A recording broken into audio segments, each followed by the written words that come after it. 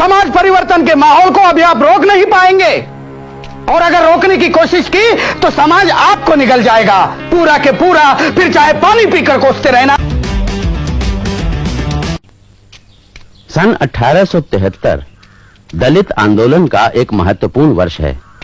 इसी वर्ष ज्योतिराव फुले ने अपनी पुस्तक गुलामगिरी प्रकाशित की। पुस्तक की सामग्री ने सनातनी ब्राह्मणों में बेहद रोष पैदा किया। ज्योतिराव, तुमने इतना बड़ा निवाला मुंह में रखा है कि न तुम चबा सकते हो न निगल सकते हो। वो मैं देख लूंगा। इस बार क्या तमाशा खड़ा किया है हेरम शास्त्री? ये पुस्तक, ये तुमने कैसे जुर्रत की कहने की कि मनु ने शूद्रों पर गुलामी ला दी? जाति प्रथा तो वेद की आज्ञा से पैदा हुई। अब यह क्या तुम्हारा दावा है कि वेदों को भगवान ने नहीं लिखा? मेरा पक्का विश्वास है हेरम शास्त्री कि इस संसार की कोई भी पुस्तक भगवान या किसी देवता ने नहीं लिखी है। अगर कुछ लोगों को यह मानने में परम आनंद होता है कि वेदों का निर्माण ईश्वर ने किया है तो वो खुशी से अपना भ्रम पाला करें, लेकिन शूद्रों और अतिशूद्रों को इस भ्रम से दूर ही रहना चाहिए, क्योंकि ये धार्मिक कहलाने वाले ग्रंथ ही उन्हें गुलामी में जकड़ते हैं। ज्योतिराव, तुम लोगों को ब्राह्मणों से नफरत करना सिखा रहे हो। बिल्कुल नहीं, ब्राह्मणों को मैं अपना भाई मानता हूं और इसीलिए उनके काले कारनामों पर शर्मिंदा हूं। ब्राह्मणों से मेरी कोई दुश्मनी नहीं है। मेरा सारा संघर्ष ब्राह्मणवाद के खिलाफ है। हेरम शास्त्री, आप जितने जल्दी समझेंगे कि शूद्र जन ही इस देश की जीवन शक्ति है, उतना ही अच्छा। अब तुम्ही से सलाह लेना बाकी बचा था। देखो ज्योतिराव, हम बता देते हैं, ऐसी उल जलूल और गाली गलौज वाली किताबों से तुम समाज की सेवा नहीं कर सकते, समझे? ना आप ही कर सकते हैं शास्त्री जी, ये कहकर कि वेद और पुराण देवताओं के मुख से कड़े हैं, न ये फतवा देकर कि फुले ने उल जलूल और गाली गलौज वाली किताब छपाई है, न ये कहकर कि बकौल विष्णु शास्त्री चिपळूण करके फुले पहले मराठी का व्याकरण सीखे और बाद में लिखने की सोचे। आप विद्वान कहलाने वालों में से एक भी ऐसा नहीं निकला जिसने मेरे उठाए सवालों का जवाब दिया हो। आपके पास कहने के लिए कुछ नहीं है, इसलिए ये दो कौड़ी का बड़प्पन जता रहे हैं। पूना शहर विद्वानों की नगरी कहलाती थी, आप जैसे के रहते वो शान बिजाती रही। हेरम शास्त्री, आप हमारे साथ न चलकर देश को डुबो रहे हो। समाज परिवर्तन के माहौल को अभी आप रोक नहीं पाएंगे, और अगर रोकने की कोशिश की तो समाज आपको निगल जाएगा पूरा के पूरा, फिर चाहे पानी पीकर कोसते रहना, कोई मुड़कर भी नहीं देखेगा।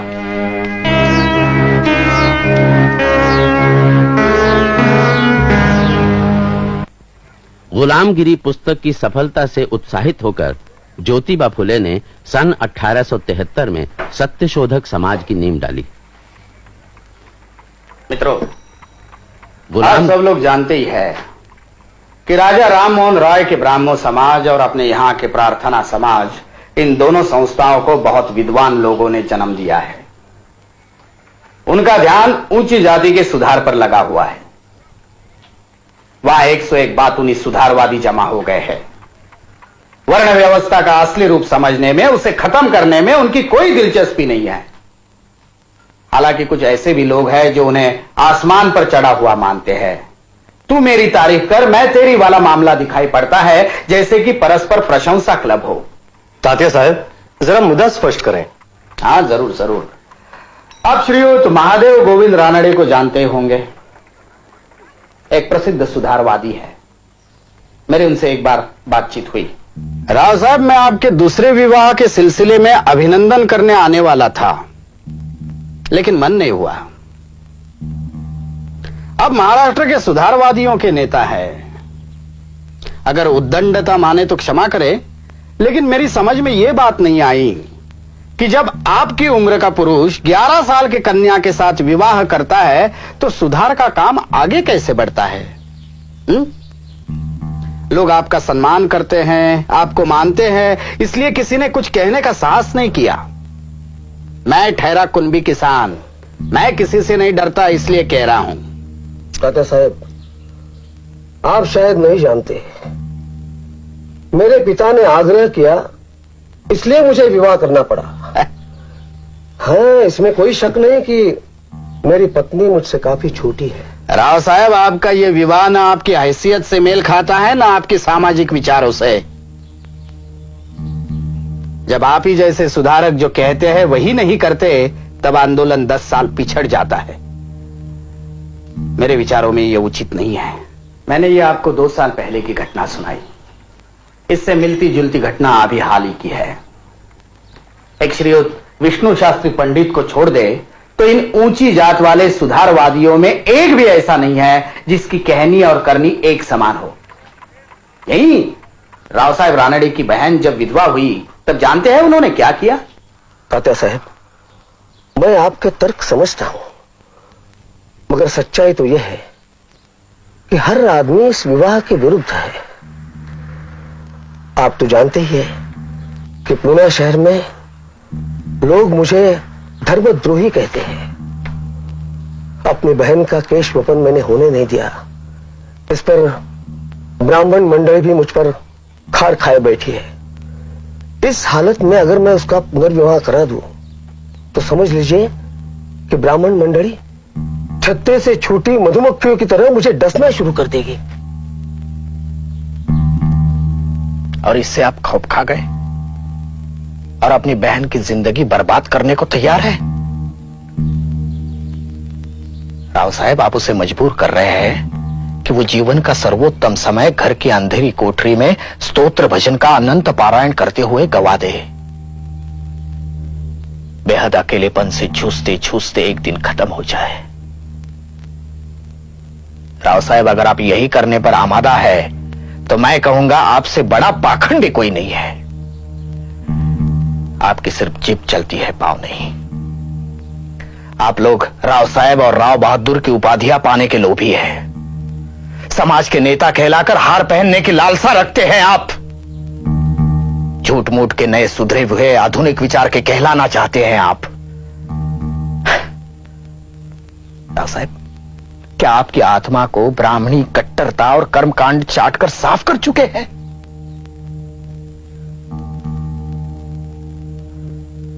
अरे आपसे तो हम कुनबी किसान भले हैं, हमारी कोई औकात नहीं, कोई सामाजिक प्रतिष्ठा नहीं, लेकिन हम लोग जो कहते हैं वही आचरण में उतारते हैं। मुझे बहुत दुख है, बहुत निराशा। मुझे आपसे यह उम्मीद नहीं थी कि आप इस सड़ी गली सामाजिक मान्यताओं के सामने घुटने टेक देंगे। मेरे कहने का मतलब यह है कि ऊंची जात वालों का सुधार आंदोलन में शामिल होना किसी क्लब की गप्पा गोष्ठी में शामिल होने के बराबर है। लोग उनके तारीख के पुल बांधेंगे, उन पर किताबें लिखेंगे, लेकिन समाज एक कदम भी आगे नहीं बढ़ेगा। समाज को आगे ले जाने का काम शूद्रों और अतिशूद्रों को ही करना पड़ेगा और इसी लक्ष्य से सत्य शोधक समाज की स्थापना की जा रही है। मित्रों, मेरी आपसे विनती है कि आप माने ईश्वर एक है और सारे मनुष्य उसके बच्चे हैं। मेरे आपसे प्रार्थना है कि आप अपने और ईश्वर के बीच में किसी को बिचवाई न माने। हमें पंडों पुरोहितों की गरज नहीं है। वो जन्म, विवाह, मरण आदि के नाम पर हमें ठगते हैं, उन्हें हमेशा के लिए हटा दीजिए। एक दिन ऐसा आएगा जब इतिहासकार कहेंगे कि सत्य शोधक समाज भारत की पहली संस्था थी जिन्होंने सही अर्थों में सुधार किए। मित्रों, मेरी आपसे प्रार्थना है कि आप सत्य शोधक समाज के सदस्य बने। आप मुझे कार्यकर्ता दीजिए जो गांव देहातों में जाकर वर्ण व्यवस्था के प्रति संघर्ष करें। अगर वो गा सकते हैं तो और भी अच्छा है। वो डब पर गाना गाए और हमारा संदेश पहुंचाएं।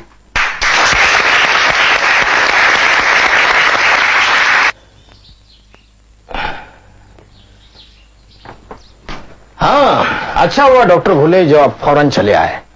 मुझे पता चला है कि विष्णु शास्त्री चिपलूनकर बहुत बीमार है। मैं चाहता हूं कि आप उनकी जांच करें। तात्या साहब, विष्णुपंत सनातनियों के नेता है। आप पर कीचड़ उछाला करते हैं। अपने आप को मराठी भाषा के शिवाजी महाराज कहते हैं। आपकी बदनामी का मौका ढूंढते रहते हैं। उन्हें देखने मैं जाऊं? पूना में बहुत से ब्राह्मण डॉक्टर हैं, आप मुझे इसमें क्यों घसीटते हैं?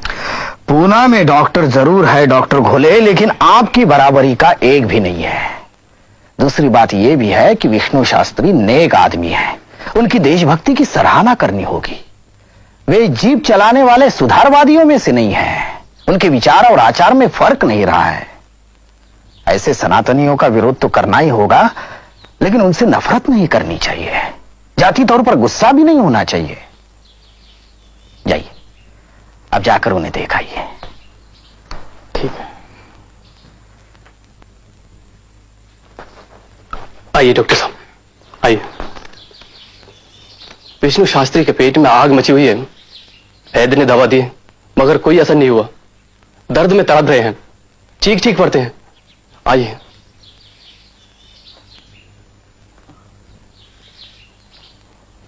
शास्त्री जी, शास्त्री जी, डॉक्टर साहब आए हैं।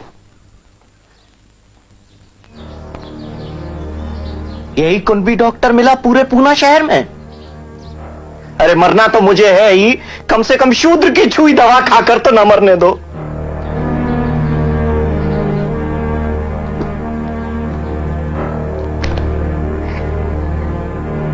तुम्हारी दी हुई दवा खाने से मैं जहर खाना ज्यादा पसंद करता हूं। तुम लोग ब्राह्मणों और आर्य धर्म से नफरत करते हो ना? अरे तुमसे तो पादरी भला, तुम्हारी खोपड़ियों में ईसाईपन घुस गया है। जाओ जाओ डॉक्टर निकलो, मैं तुम्हारी सूरत नहीं देखना चाहता। जाओ। ब्राह्मण द्रोही डॉक्टर से मुझे इलाज नहीं कराना। जाओ।